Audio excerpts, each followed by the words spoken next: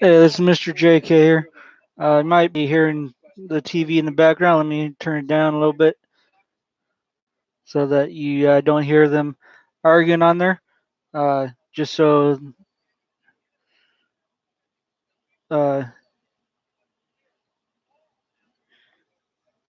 I answer for those of you who are wondering what that was the show called Around the Horn that you were hearing in the background. If you heard any of the noise they're going through and giving their opinion about certain uh, topics that come through the TV right now, they're talking about Doc says he's done with Coach's Challenge. All right, that's uh, and I'm thinking he lost the Coach's Challenge, which leads to the fact of him saying that he is done with the Coach's Challenge. And for those of you that don't know, um, this year the NBA had just started, uh, like on, I believe it's a trial basis, supposedly, but in the NBA, they're able to have one coach's challenge per game, whether they win or lose. And it has to be something that affects the game, that will affect the game. It's so basically it's like if it's a personal foul against one of your better players, or a missed call on an out of bounds play, or something. Basically, the way that it's triggered is the head coach of the team that wants to do the challenge has to call a timeout, and then without looking at any of the replays on the iPad or whatever tablet they use for looking at replays, they cannot look at the replays. Um, so they just basically, after they call the timeout, mention that they want to challenge it, and if they win it, obviously it's overturned. If they lose it, then call stands, just like in when they do the challenge in football. The only difference is they only get one per game, whether they win or lose. Um, so yeah, got that going. Uh, and just to let you know, Steve Kerr did end up doing the coaches challenge during um, a preseason game, which is a game that doesn't really matter when you match it up against the regular season games. Um, and he ended up winning. Obviously, when Doc Rivers tried a coach's challenge recently, he lost. Therefore, he chose to say that he's done with the coach's challenge. All right.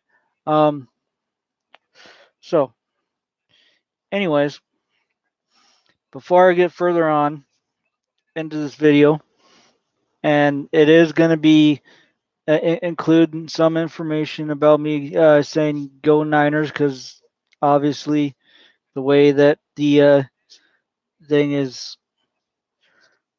um, labeled. I myself have been a Niners fan since late 80s, early 90s. So basically, do have to put a disclaimer. Uh, doesn't matter if you see me looking up at, like, let's say the TV or um, elsewhere or whatever. I'm not reading a script at all. Everything I say is 100% unscripted. Um, and it does open up to human error. That's fine. You guys check my stats against what I say, and call me out on whatever I say, because as long as I have um, creative control over this, it's, as far as I'm concerned, it's going to be 100% unscripted. I also like to do a quick shout out to um, John Pearson and Todd Henson, Jacob Peterson. Those three are um, basically the um, three that are kind of behind convincing me to get this thing started. Um, Lately, I haven't had much to add on to my facts.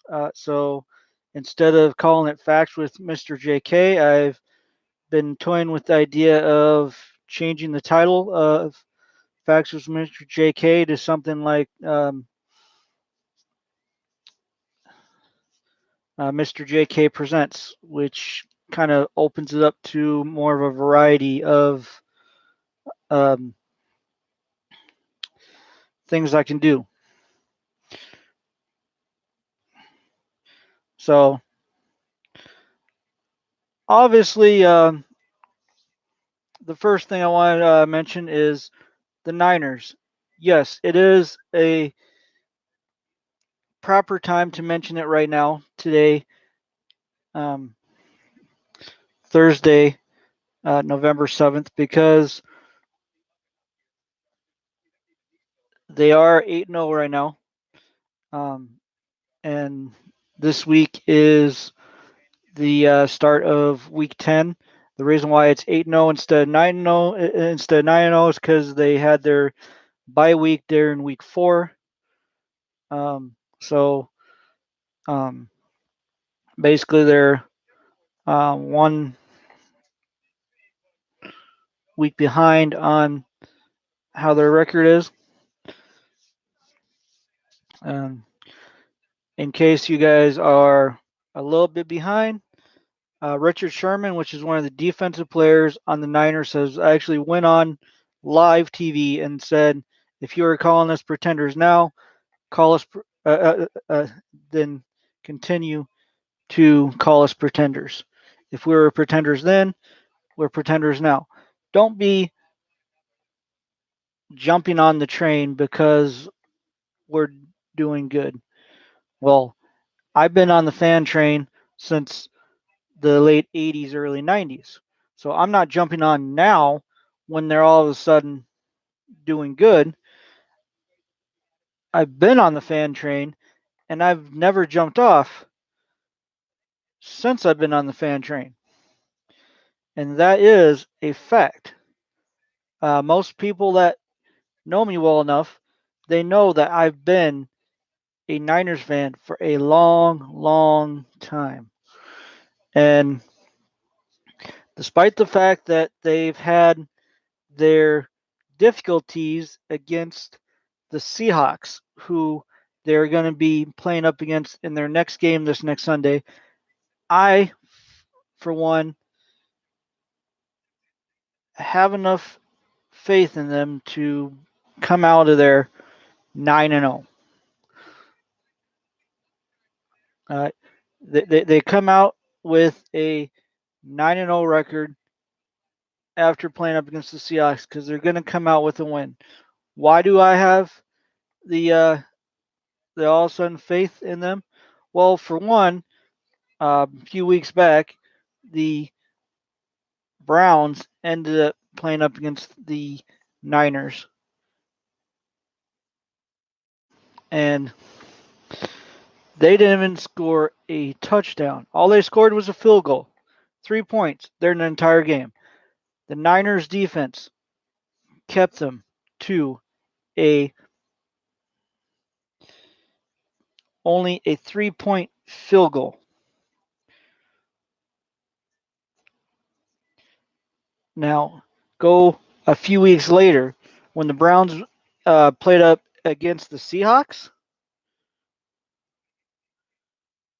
The Seahawks just barely squeaked out a win against the Browns.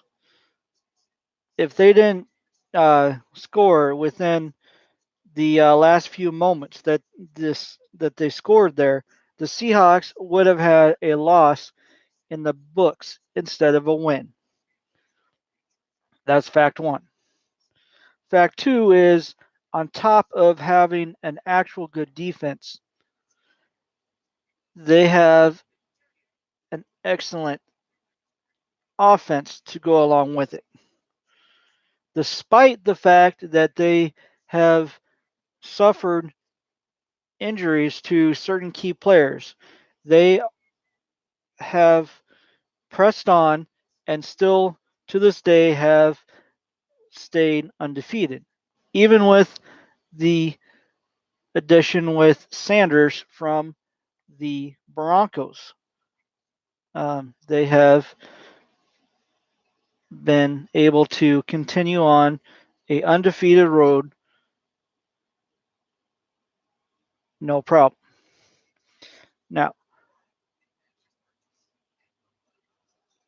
I am hoping that they end up getting a perfect record for the whole season, get to the Super Bowl, win that, because then, uh, well, you can fact check me on this because I haven't looked it up yet. I don't think there has been a undefeated team that's won the Super Bowl. They've they've gone through, at least the ones that I've seen or heard from, have gone through the regular season and the playoffs undefeated, get to the Super Bowl, and that's the one game they lose. Um, Face itches. All right. So, um, anyways, despite whether or not they do end up getting through the season undefeated, the Niners will still end up being able to say that they were the last remaining team of the 2019-2020 season to go down before they were defeated. We still have that to go off of. The Patriots lost this last week to the Baltimore Ravens. That was a blessing, both a blessing and expected, um, on my end, because um, now I can go ahead and brag out to all you Patriots fans out there that my team, the Niners, are the last remaining team of the 2019-20 season for the NFL.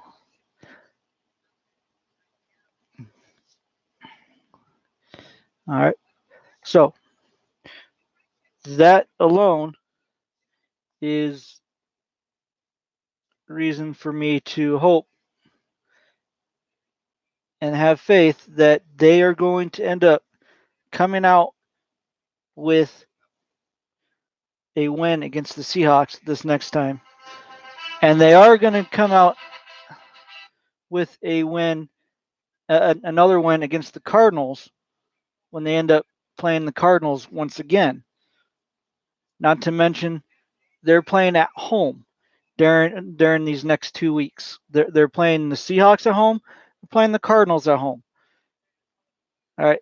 A couple weeks ago, before the Seahawks played up against the Browns and just barely squeaked by, before that happened, I can kind of see why you could put on a worried face and maybe just have a little bit of a doubt of the Niners coming out with a win. But I don't have a little bit of a doubt that the Niners are going to be coming out with a win. I don't have any doubts whatsoever. The Niners are going to come out with the win this next Sunday against the Seahawks, no problem.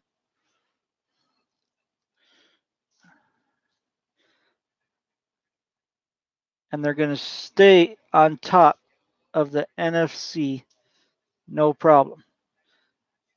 All right. So, and that's another thing. I have a feeling that this is their year. They end up, no matter what, they end up getting first place in the NFC. They end up beating whoever they have to play in the NFC Championship. And then it doesn't matter who makes it from the AFC to the Super Bowl. The Niners will end up being supreme and being the 2020 Super Bowl champions.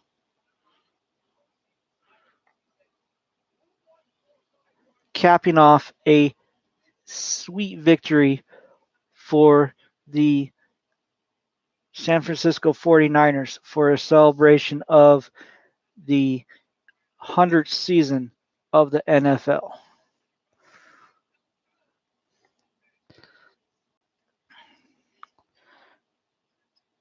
All right. Now, on the other hand, um, we can kind of take this discussion to another league, the NBA, where I have a favorite team that has not done very well since the 90s. That would be the Chicago Bulls. All right, they have not done very well as far as like they either are suffering from injury, they're either injury prone or they can't hold on to their players. Or recently, or as of recently, there was just too many egos on the team, and they just couldn't come together as a team.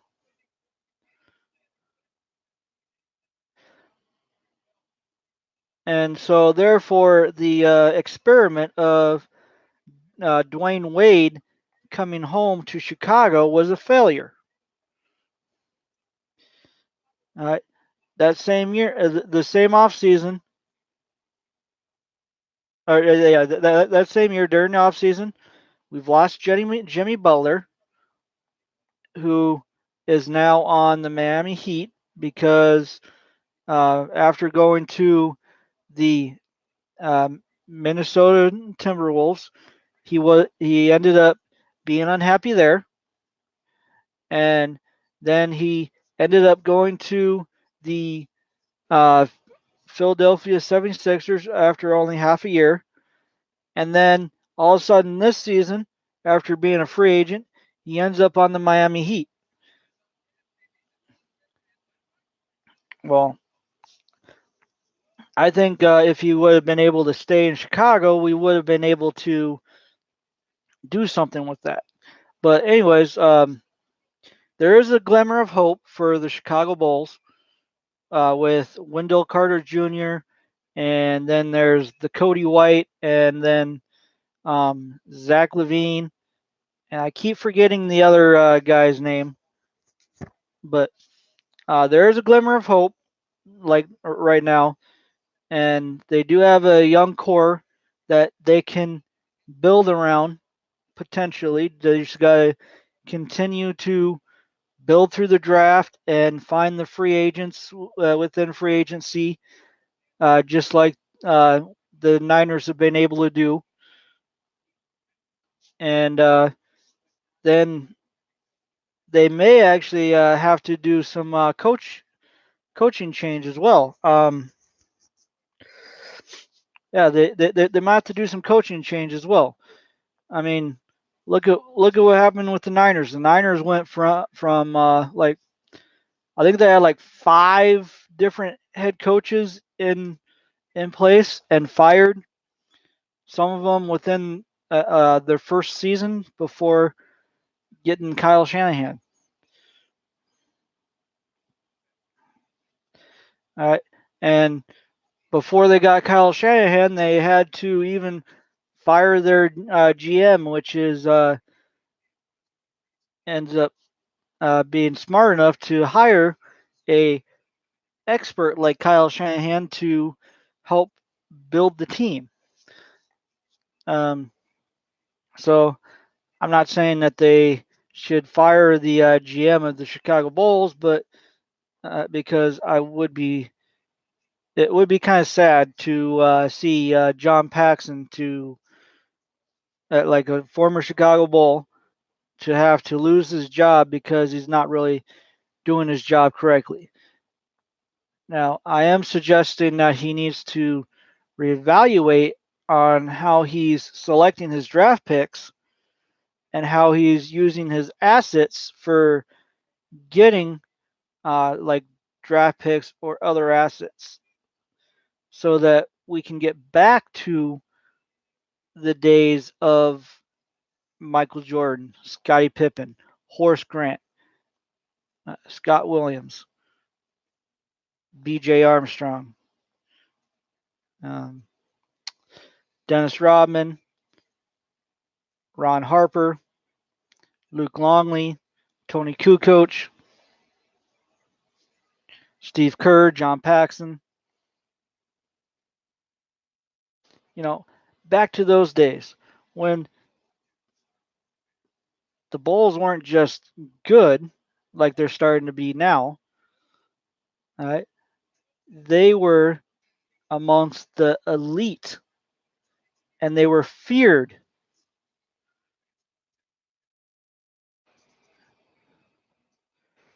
And it wasn't just because they were a super team. Most people would actually uh, view that team as a super team. It wasn't because they were a so called super team like the Golden State Warriors were recently within the past 5 years. All right. They had uh, their share of all stars, mainly the two with Michael Jordan, Scottie Pippen. But the point is a good majority of the Chicago Bulls, even most of who I just named off, were just um, they were role players, support role players. They knew their role and they played it well. And it was another situation where they, once they knew their role, they knew their strengths and weaknesses, they brought it together and worked together as a team because we all know that almost any kind of sport, just about any kind of sport, is a team play kind of thing. If one player is falls out of place, you don't have the team to be able to get through the summit.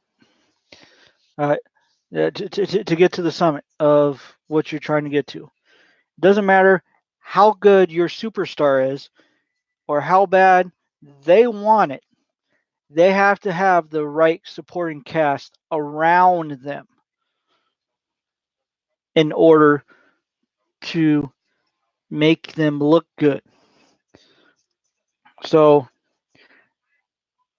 though I am one of them that one of the people who view Michael Jordan as the best player of all time. All right, especially over LeBron James because of certain things. It wasn't just the effort that Michael Jordan put into everything to get out the win. All right, that was only half the battle. All right, the other half of the battle was Phil Jackson being involved with everything, along with Jerry Cruz, who was in the position that John Paxson is right now, and getting the core together to end up having the right supporting cast.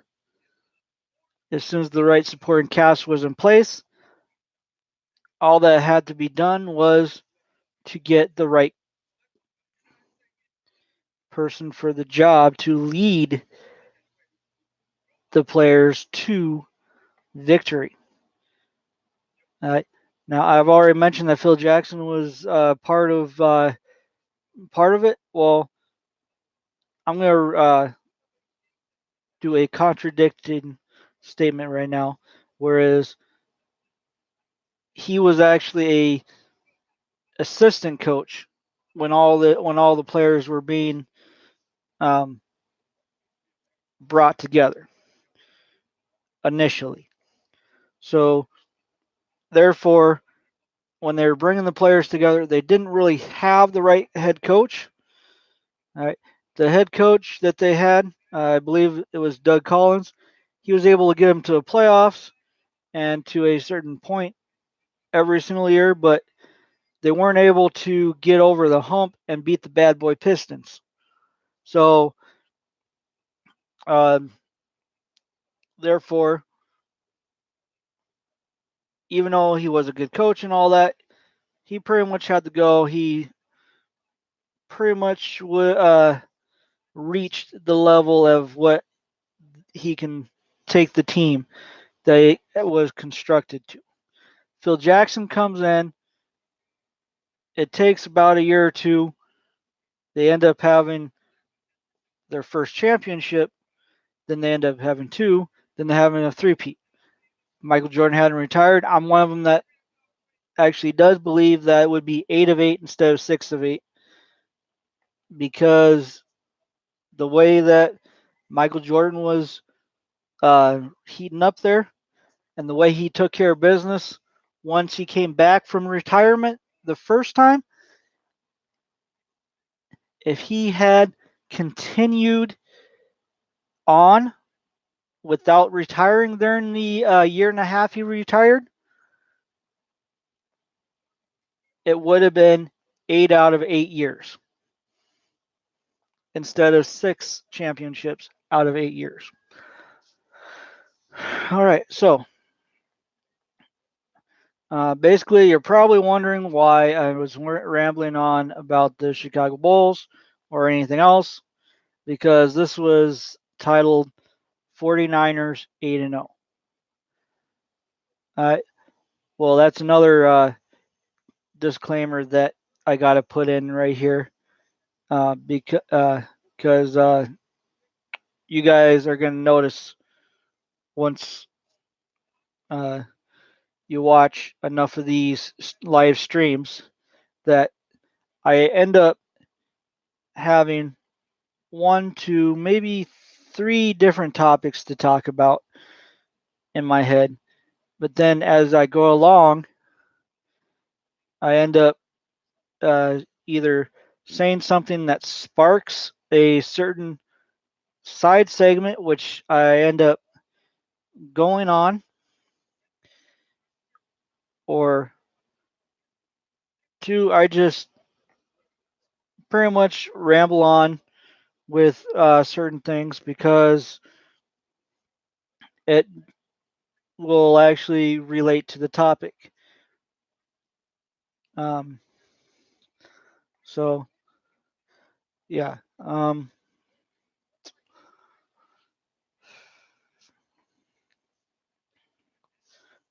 So, anyways, um, Richard Sherman, Jimmy G, um, the rest of you Niners are gonna have to learn the your names. Basically, Nick Boza with the little flag ceremony. Yeah,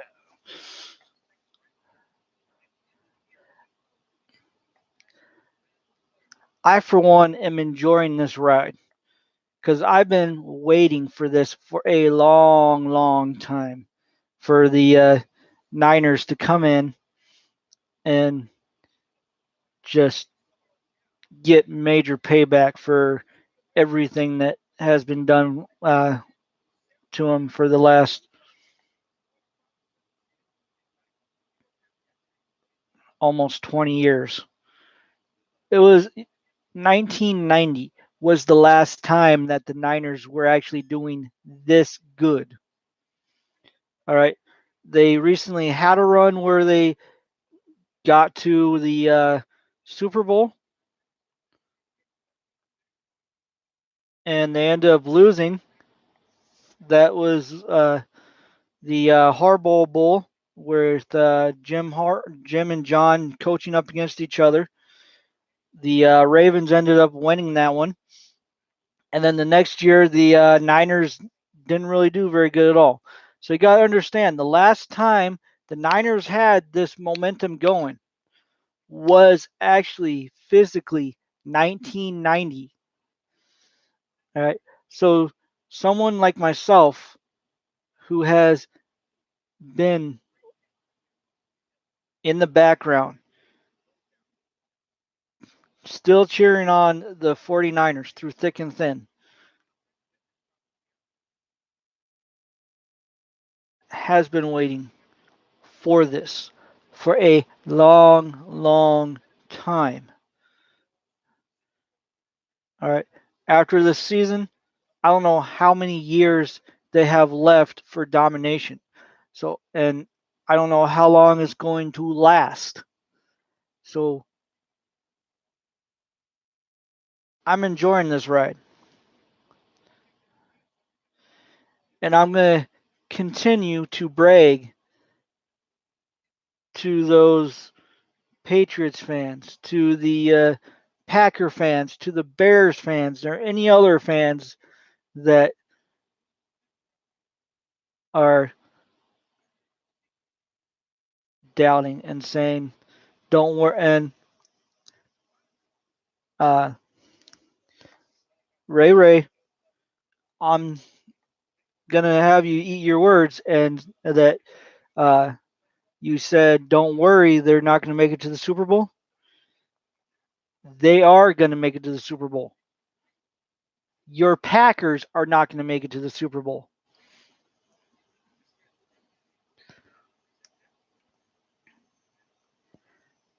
Your Packers are not going to make it to the Super Bowl. My Niners will.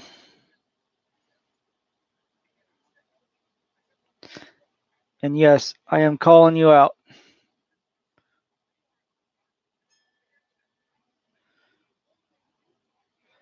So,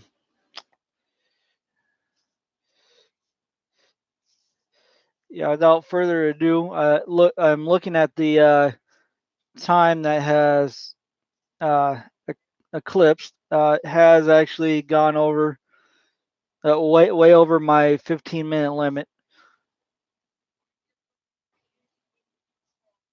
So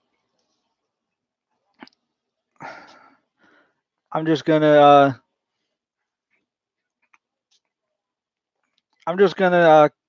just shut off right here.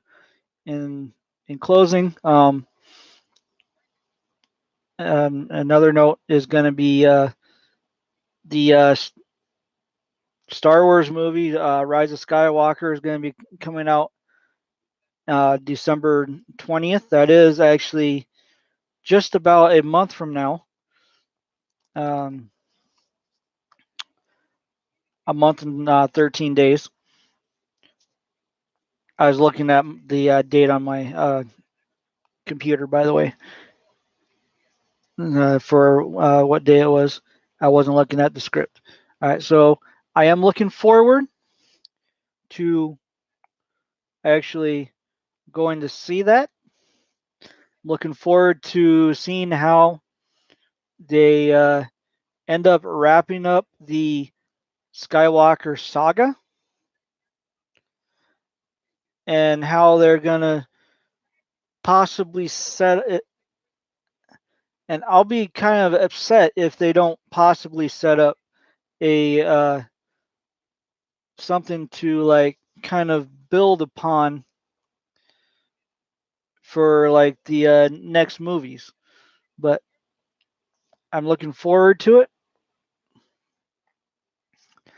Um, and um, I will actually see you guys at some point later. I'm actually hoping to do a lot more of these live chats with you guys. And as I do these live chats, I want you guys to kind of chime in on everything and just pretty much uh, critique what I'm doing, or um, suggest topics that I can maybe go on my computer and look up and do.